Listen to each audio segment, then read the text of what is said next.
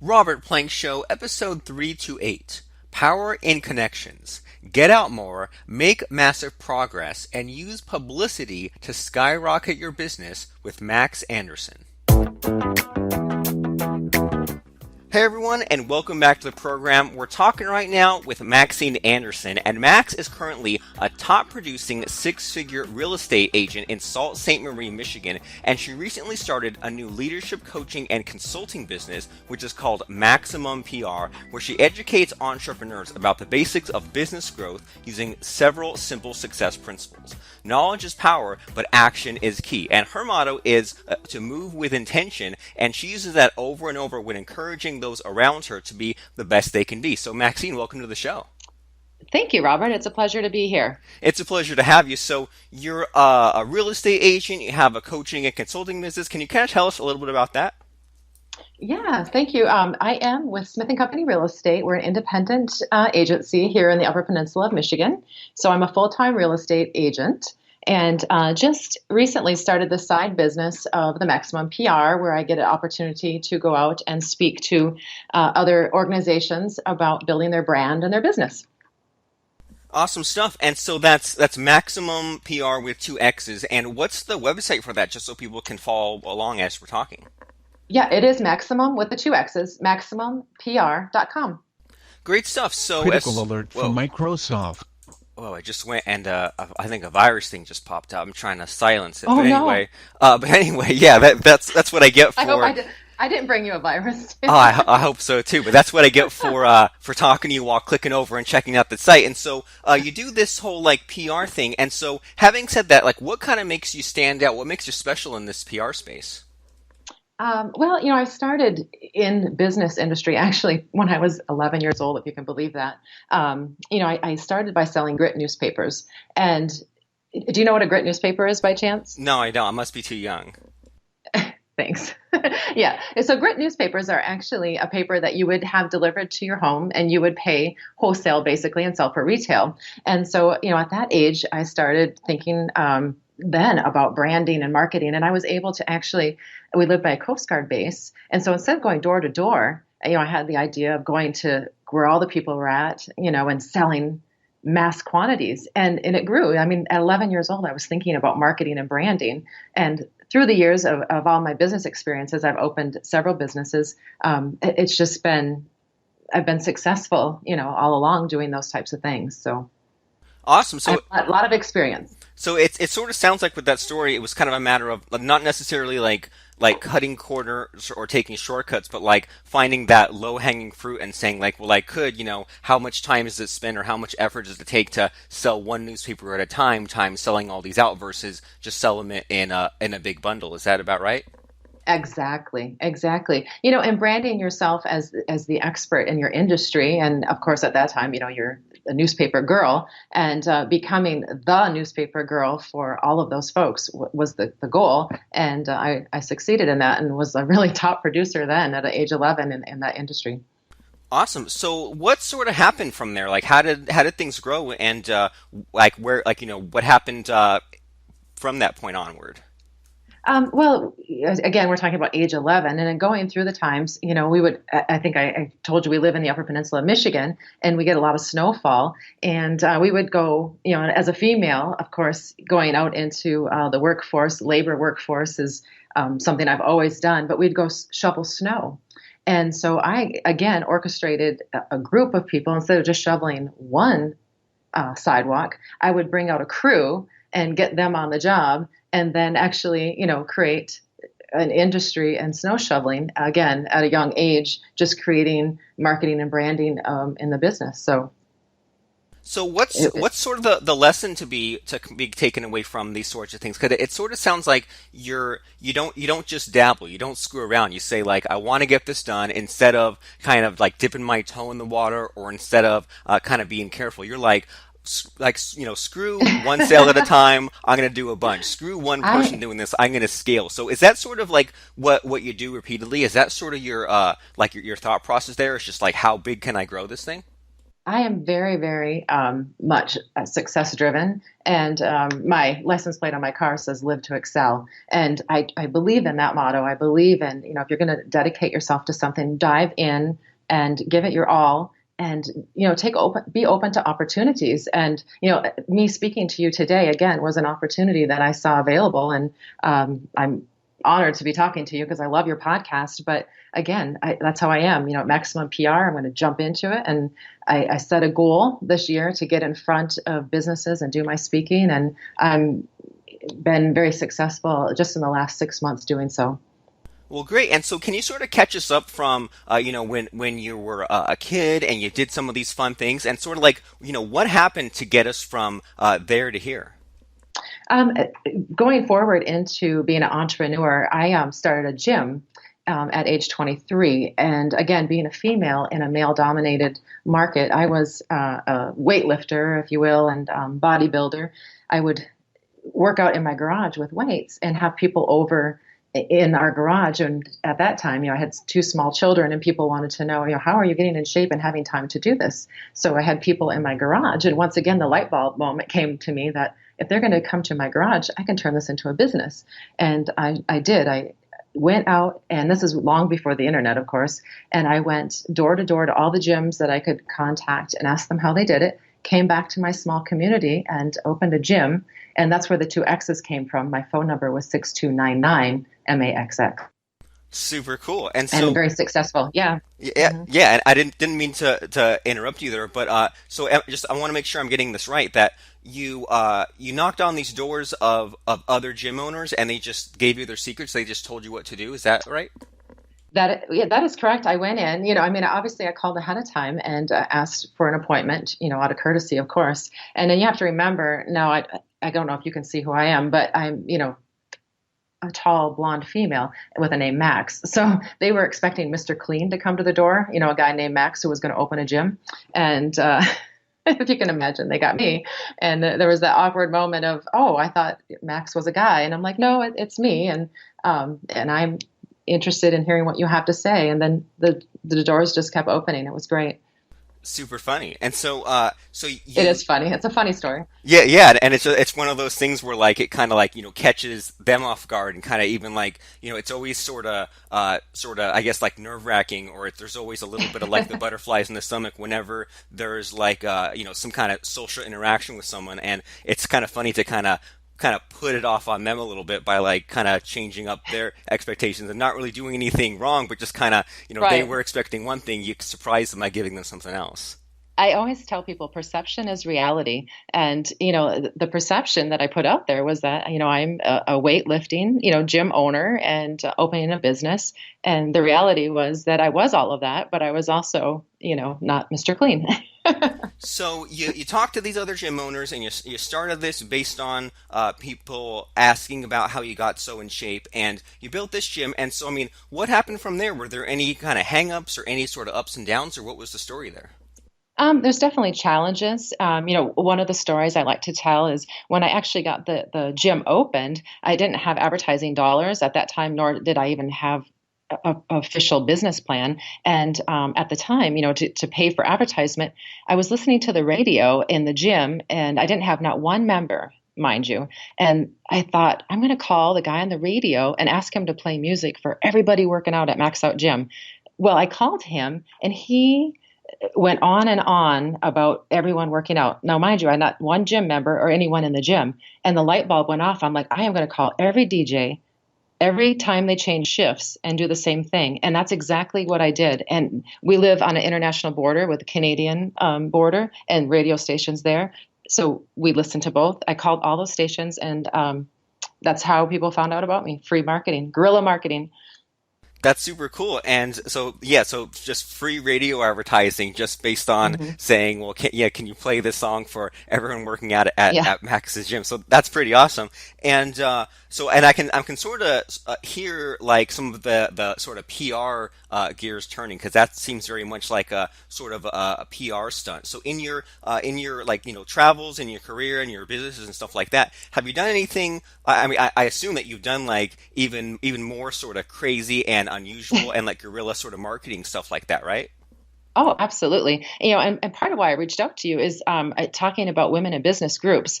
Through the years, I realized that there's power in connections, and developing those connections was something that I had to create. So I would create organizations through the years that created like-minded people coming together and growing. And that's was really important, to do that, is to network with people. You can't be this, if you're the smartest person in the room, you need to get in a new room. So I kept continuously putting myself in new rooms. Great, and I think that's a really good reminder for everybody. And I think that especially, a lot of us kind of have somewhat of an ego one way or another, and it's really tempting to kind of be the top dog and have a bunch of other people who are maybe not doing as well as you. But I mean, it's sounds a lot more helpful to us to kind of push ourselves and challenge ourselves and be with those people that are better than us and have maybe been where we want to be. So really good advice there. And so a lot of what you've been talking about sounds like just like very like you sound like a very social person, and it sounds like it's easy for you to kind of talk to whoever you need to talk to and do the leadership stuff and make sort of the group. Am I sort of hearing that right? It sounds like this is just kind of like some skills that you were born with. Thank you. Part of it, I'm an oldest child, and I think that oldest children tend to be a little bit more direct. Maybe I'm wrong, but in the most part, we tend to be a little bit more. As the oldest child, you have a lot of those responsibilities, and it kind of leads into how you live your adult life, I think. But I've just always believed in developing relationships and help you to grow and enhance yourself. And you have to promote your brand, and you have to believe in it, and you have to live it, and you have to be it. And I feel if you ask anyone about Maxx, you would be sure to hear a consistent message. Super great. And so if people need to kind of, like you said, have these relationships and all that fun stuff. And so like, what's your advice to some of those people who maybe don't naturally have the skill? Because I mean, like we all know sort of those shy people. And I think that for me personally, like for some reason, it seems to sort of come and go. Like I'll kind of have for a few days, I'll feel really social and I'll feel like reaching out to whoever. And then there'll be periods of time when I don't even know what happens, but I'm just like, I don't want to be around people. I want to kind of be shut in. And I feel like I wish that I was kind of more, I don't know if the term like bubbly or more reaching out or whatever it is, but sometimes I feel like my business would grow even better and do a lot better if I was better at that sort of reaching out. So, I mean, what sort of advice do you have to those people who either, some people might be nervous, or for some of us, like maybe this whole social relationship stuff just doesn't come naturally for us? Sure. And Robert, think about this too. When flowers bloom and grow, some days there's rainy and cloudy days and they don't grow as much. But when the sun comes out and they're energized, they tend to reach for the sun. And we're the same way. Our energy flows similar to, evolution. That's just how it is. So on the days that you feel strong and open to those opportunities, progress happens outside the comfort zone. So if you want to be in business, you're going to have to put yourself in uncomfortable situations. But you don't have to do it every day because there's cloudy days and we don't feel good. But when the sun comes out, we grow and blossom on those days.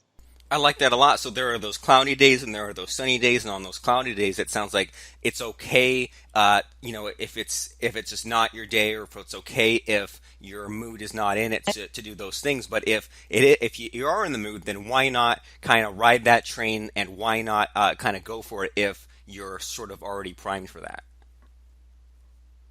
Absolutely. Some of us have different points of the day that we are most alive and most energetic, and utilize those times of the day to be out there meeting people. And if you're a morning person, then delegate your mornings to network. If not, in the evenings, do it when it works best for you. Really good advice. And so as far as that sort of, making those relationships and reaching out, do you have any sort of specific steps? Because, there are some like meetup groups like kind of near me, like maybe like a 2-hour drive away, and I haven't really gotten around to doing that. And I've attended a couple of Chamber of Commerce meetings, and it was just kind of interesting, but nothing really came of that. And I've been thinking about like reaching out to other like marketers on Facebook, maybe like in town or a couple of towns over. So, I mean, do you have any advice like that for people? Like, what should we be doing to kind of get ourselves out there more? Oh, absolutely, Robert. And I appreciate you even thinking that way. As studies show that memberships, when you get into professional associations, it increases your personal and professional credibility. And that alone, for getting involved in organization is important. And each meeting that you go to, you have an opportunity to introduce yourself to like-minded people who are probably in, maybe where you would like to go. And when you do that, you develop these relationships. You become, there's aspiration and inspiration. People really appreciate when you call and say, I love where you're at. I'd like to be like you someday. People love to share their story. And so you just have to reach out. So it makes a lot of sense. And so reach out, introduce yourself to those like-minded people. And so what happened with the gym and this real estate stuff? Like, is the gym still going, or did you sell that, or like kind of I how did. did things happen? Yeah. Yeah, I actually expanded exponentially. I had a friend in New York actually who had Crunch Fitness Gym. He was part owner of that. I flew out to New York, learned a lot about what they were doing, cutting edge, came back to my little community and implemented those ideas. The gym grew, like I said, exponentially. I ended up selling it, and those folks didn't do as well. I got it back, and at that point, I had moved on to some other interests. So we ended up just selling it outright. And I'm still, in the health and fitness industry. I teach fitness classes on a regular basis, and I'm quite into yoga now, and do a lot of actually speaking on that type of thing on mindfulness. But also, when you move on from, it's okay to grow. We all grow out of different things, and the gym will always be part of me. And it was a great stepping stone. But yeah, the real estate market definitely has been something I've been doing now for about 15 years now. So once you get into it, the next thing you start to grow into that. And you don't want to ever get too comfortable. You always have to be open to more growth. And so, sort of speaking about getting out of that comfort zone and it being okay to grow, how do you know when it's time to kind of get your butt in gear? How do you know when it's time to move on? Especially like with this gym, how did you know when it was time to kind of cut that loose and sell it to somebody else? When it becomes a point in your life that brings you down, and you find yourself feeling more negative about it than positive.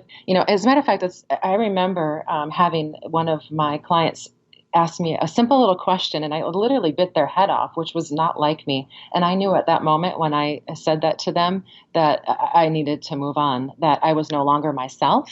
I wasn't feeling myself in that business, and it was time to move on. And I remember the actual moment when I said something, I just came back negative and hastily, and I was like, yeah, it's time to move on. So. Okay, so it sort of sounds like if we notice that we're kind of not really being ourselves, or not really being congruent, or like we're kind of like just not in a good mood and we can't really figure out why, then it sounds like maybe that's the first sign, or maybe that's sort of a wake up call to maybe re-examine where we're at and figure out maybe what needs to change.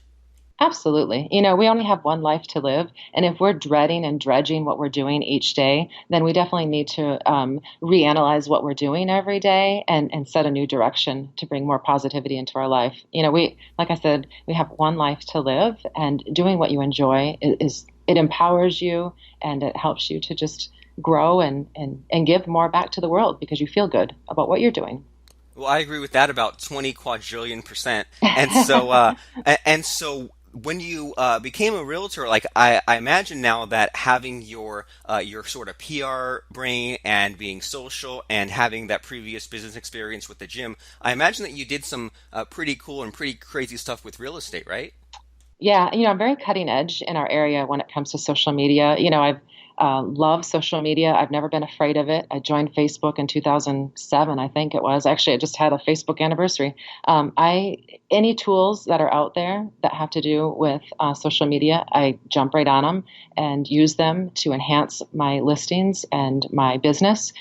And this new business, the Maximum PR, it's the exact same thing. I'm out there, I'm meeting people, talking to them, and just using social media. It's a gift. It's a tool. It's free. It's unbelievable.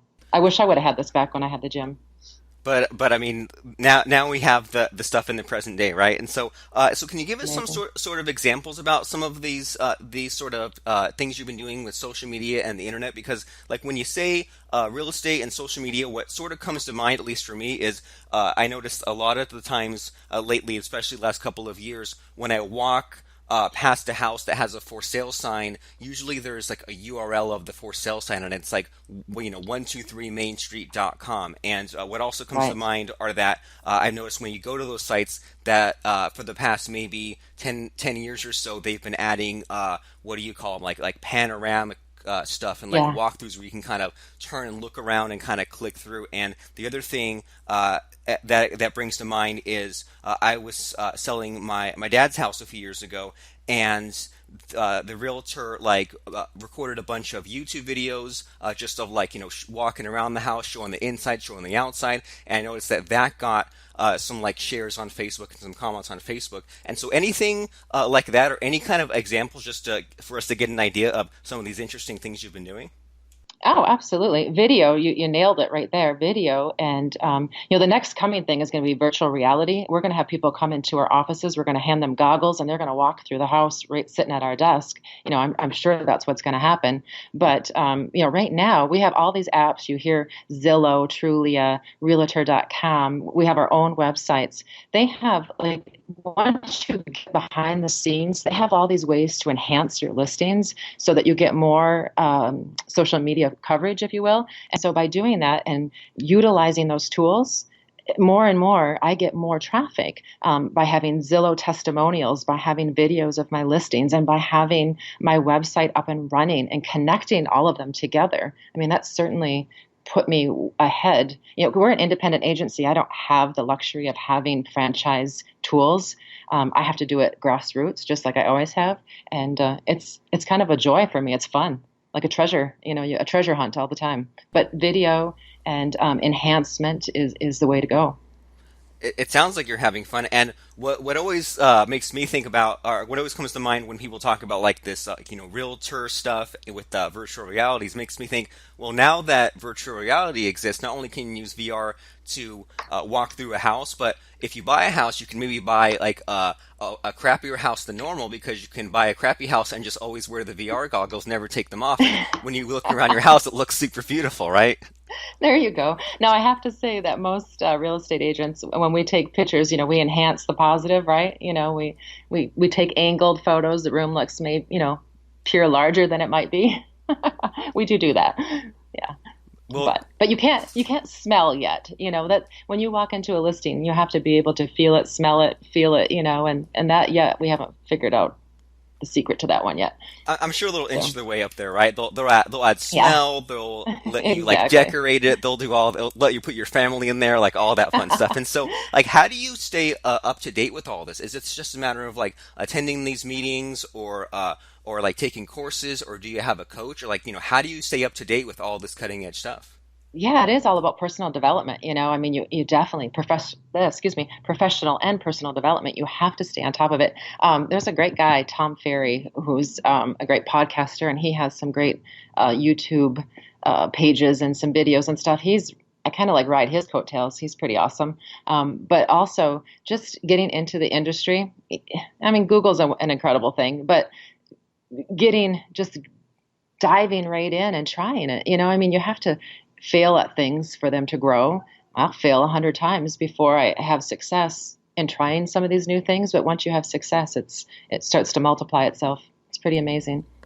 It sounds like it. And so what I'm hearing from you is that a lot of what you do is you kind of look at what's doing well. You kind of look at other realtors. You listen to different podcasts. You just kind of keep an eye out for, what are people trying? And then it sounds like you just kind of add these little things and see if, well, does this work, or is this worth my time? And then adding all these little things. And then once you've added them, like you said, you kind of connect these things together, especially with all the websites and the social and all that stuff. It sounds like that's your strategy. Absolutely. I commit 1 hour a day to personal development and professional development, 1 hour every day. And so I try something new every day. So it's, Amy Porterfield. Have you ever heard of Amy? You have. Oh, yeah. You've heard of Amy. Oh, she is flipping amazing. She's cool. Yeah, I would love to meet her someday, but I listened to her podcast and I learned so much, just from her, and then trial and error. And then some of the guests that you've had, I've gone back and listened to the show, a couple of times, and one little tip can be worth a lot of money in the real estate industry. Oh yeah, I mean one little tip in any sort of business, and so and I always have to remind myself that I definitely don't know anywhere close to everything. So it's always good to either kind of hear some one quick thing, and even if someone is in some other niche, I can always apply it. Or a lot of the, or many times it's a reminder for something that I keep hearing about and hadn't done, and I kind of start to realize, well, if I keep hearing about this thing or I keep seeing this thing, maybe that should be a little nudge for me to at least try it out myself. And I mean, there's always some of those marketing tactics that I did years ago and then just sort of forgot about. And there's so many Right. good reminders for those sorts of things. And so, out of curiosity, you said that you like to do one new thing per day. What was your new thing today? Actually, I was, and you'll probably have to go back on my Instagram, but Instagram now has kind of how Snapchat had all those cover things that you can do. Your put a crown on your head or that kind of stuff. Oh yeah. So I've been doing my Instagram stories very consistently, and so I just started playing with those filters. And what I'd really like to do is create a filter for my area, a real estate. So I'm kind of learning now about creating filters. And so that was my thing today, is researching how to create that. But they're kind of expensive if you want to have your own. So I have to find how to do it for free. Oh, well, There's a way. I know there's a way. there you go. That's just the latest nut to crack. And so I want to make sure, and I don't want to keep you for too long and all that stuff, but I want to make sure that we talk about this maximum PR. And so now that we kind of have a great deal of your story about from going from the gym ownership to the realtor stuff and the PR business. So how does this all kind of relate? Did I hear you right earlier that you do both the real estate and the PR these days? I do. And, I just love public speaking, and I love getting and motivating people to succeed and set goals and be dreamers, but also be doers. And, I always say move with intention, set your intentions and always move forward to them. Like you said, some days you don't feel as strong as you do on others. But on the days that you do, when you have your intentions set and you're moving towards your goals a little bit every day, something consistent every day eventually leads to success. So maximum PR, I love. I was just with Mimic Insurance Agents the last couple of weeks. I've had an opportunity to meet at their sales meetings and give them these little tips and things that they can do, and see them relight their fire for going out and gaining more business. It's exciting. I love it. I love lighting that fire under people and getting them to want to do more. Motivation. Love to motivate. So you mentioned those insurance agents, and so can you kind of tell us what your ideal client is like? Because what's sort of going through my mind is, if someone is listening to us speaking today and they like your story and they like your thought process, they say, I need someone to give me that motivation to kind of give me that consistency, get my name out there. If someone is listening to our call today, how do they know if they are the right fit to reach out to you and talk to you about your services? My perfect avatar is someone who works in sales, of course, for commission, and feels like they're being bombarded with competition, and that there's, especially in the real estate industry, I don't know how many real estate agents we have in our community or how many insurance agents that we have, but you are responsible for you. And that's my avatar, is someone who feels like they're just overwhelmed because there's so many people in their industry, and teaching them to use some of these grassroots marketing ideas and to become an industry expert, and motivate them to know that every day consistency will pay off. And that's my avatar, is that, that person who's out there struggling to take that big step, that big leap to self-improve themselves. And if I can get behind them and help them, there's nothing wrong with making money. There's nothing wrong. That's what makes the economy go around. And encourage them to get out and feel like they are worth the business that they're offering, because we are. We offer a service, and that's important, to believe in yourself that you can do it. Excellent, and I can relate to a lot of that, and I'm sure that a lot of people listening can. Just the whole sort of feeling that for, like you said, so a lot of us are overwhelmed, and things might feel harder than they need to be, or just in general, that feeling of thinking that there's just more, and that there's just this whole greater stuff that we can tap into and live up to our true potential and all that sort of fun stuff. And so if someone, like you said, if someone's in sales or gets commissions or has that sort of competition that they want to stand out from, they should go to MaximumPR.com. That's maximum with two X's, maximumpr.com. And then once they're there, Maxine, where should they go to reach out for you, or what do you want people to do once they're on that site? Well, they can connect me through email off there, or they can come to my Facebook page, Maximum PR, or they can find me at Maxx Anderson. Either way, through social media, I think if you punch my name in, you'll find me. And, I would be happy to talk to them about the opportunity to come and speak to their group. And, especially young entrepreneurs, if you have like a business group of business professionals under 40, there's a lot of those groups around the area, and I've spoke to several of them. I love to go in and help them to focus on their next chapter, going from that the next level in business. But you can just reach me by my email, maxsells, MAXX sells @gmail.com, or just through social media. Be happy to talk to anyone about coming and speaking to the group. Great stuff. So lots of easy ways for them to contact you. And so when you're saying speaking to this group, what does that mean exactly? Well, when I come into the group, I bring with me lifesavers, and I bring candy corn, and I have all these little props that I bring and help to tell the story about you're always a lifesaver. And we talk about how you can be a lifesaver in your business. Candy corn, I use it as an example of layering, setting your goals at the top and working through the layers to get to your goals. I bring a lot of little props like that. Extra gum, we talk about going the extra mile in your business. So it's kind of interactive and fun. And really, when I come and talk to groups, when I leave, I've gotten really good reviews because they really like those enhancements. It's not just your typical blah, blah, listen to her talk. I like to interact and it's just a lot of fun. I like using fun props and a lot of laughter, humor, but focus on the goals.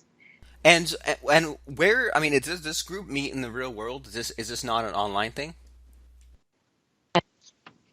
Eventually I would like to be online and do more webinars. I would love to do that. But right now, I've been just by having them reach out to me, and I travel. And that's what I want to do. I love the idea of meeting new people in their environment and then helping. So when I come to their environment, I'm a different set of eyes, and I can look at it differently and give them some ideas on how to grow their business. Because they don't look at it, they look at it the same because they're there all the time. And then I come in and see some different things and opportunities. And that's what I enjoy doing. It's really a lot of fun. Super great. And so when people go to your website and they reach out to you any way that they feel comfortable, Facebook or email or whatever it is, is there any sort of information that you want people to tell you? Like, do you want them to tell you how their business is going or what their struggles are? Or when they send that email, what would you like them to say to you? They can just give me an idea of what they're looking for. Like I said, when Mimic Insurance reached out to me, they were just looking for someone to re-energize their sales staff and help them reach some sales quotas. And, they actually gave me an idea of what they needed to reach. And I think it was sell the AAA policies. And so I came up with the idea of selling them to kids going off to college. When you go back to your clients and find those kids and sell those AAA programs because they're great for if you lock your keys in the car or whatever. So anyway, just they give me an idea and then my brain starts to work like it does. And then I come back with some marketing ideas and solutions. So that worked for them to help them increase their revenue on that particular product. But all they have to do is give me some ideas that they want me to help them enhance. And I'll come talk to their groups and try to light that fire under their salespeople. Super cool. So if you're out there, if you're looking for someone to light that fire, then make sure to go to Maximum PR, that's MAXXIMUMPR.com, and email Max or send her a Facebook and just tell her about your current problems, and she'll be happy to respond to you and talk to you about some of those solutions or some of that sort of those outside of the box ideas. And you've gotten a bunch of examples just based on Max's various ups and downs and trials throughout life. And so make sure to go to Maximum PR and reach out, tell her about your business, tell her about your struggles, and then just see where things are at and put out those feelers to see what Max can do for you and your business. So Max, I want to thank you so much for coming on the show and giving us some cool ideas, some cool stories, some funny stuff, and I had a lot of fun, and thanks for coming on. Hey, honestly, the pleasure was all mine, and I look forward to listening to more of your shows, and I certainly appreciate being one of them. Thanks for listening to today's program. Start from the beginning or view past episodes at robertplank.com/episodes.